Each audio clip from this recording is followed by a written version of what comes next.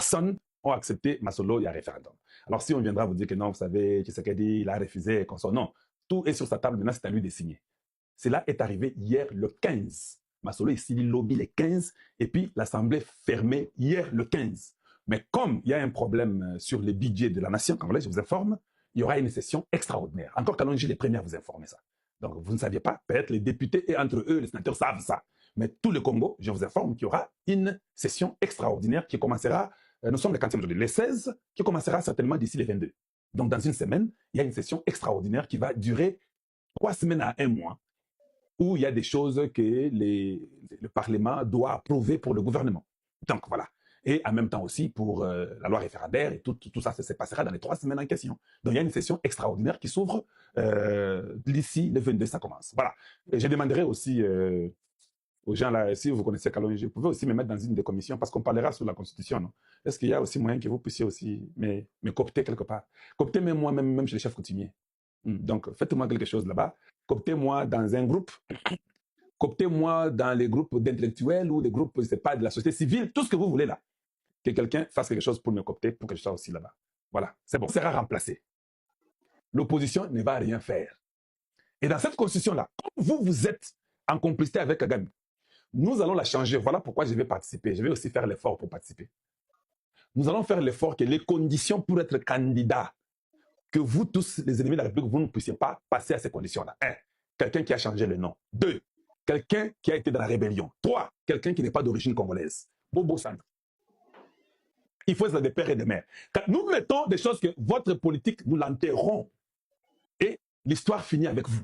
Nous aurons une nouvelle classe politique des jeunes intelligents, des Congolais capables de défendre. Nous voulons des Congolais qui peuvent dire à Tshisekedi que non, nous voulons ceci. Voilà sur le plan économique. Nous n'avons pas aimé votre plan économique. Voici un plan économique que nous avons. C'est ce que nous voulons, de voir les jeunes dans la politique en train d'affronter Tshisekedi sur les débats qui peuvent aider, des débats qui peuvent aider à développer le Congo. Si les Congolais pensent que ces jeunes hommes-là, ou bien ces jeunes gens-là, sont bien outillés et ils sont capables de transformer les choses, et ils diront à Tshisekedi que non, tu as pris les premiers 7 ans dans la 4e République, les deuxièmes 7 ans au Zongo sauté. Parce que c'est petit au bazar mystique. Bango bazar na plan moya kitoko le gayo. Si Tshisekedi avec l'expérience, a un plan mayel le koleka kuto à liboso, les gens vont dire que allez papa, encore d'autres septennats, vous allez sous Kendi. Alors ça, sous 14 ans. Mais vous ne serez jamais admis dans la politique. Vous ne ferez jamais la politique. Vous serez exclus parce que d'abord, vos parents ne sont pas des Congolais d'origine. Vous-même, vous êtes des criminels, vous êtes dans la rébellion. On doit faire une constitution qui va décourager la rébellion. Une constitution qui ne permettra pas à quelqu'un de prendre l'arme pour venir prendre le pouvoir. Ça doit être un article.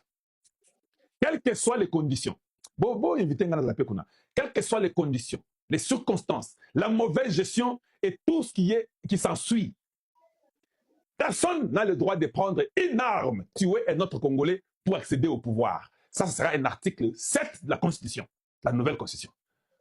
Quelles que soient les conditions, qu'un Congolais ou étranger n'a le droit de prendre l'arme, tuer notre Congolais dans le but d'accéder au pouvoir pour la mauvaise gestion, quoi que ce soit. Non.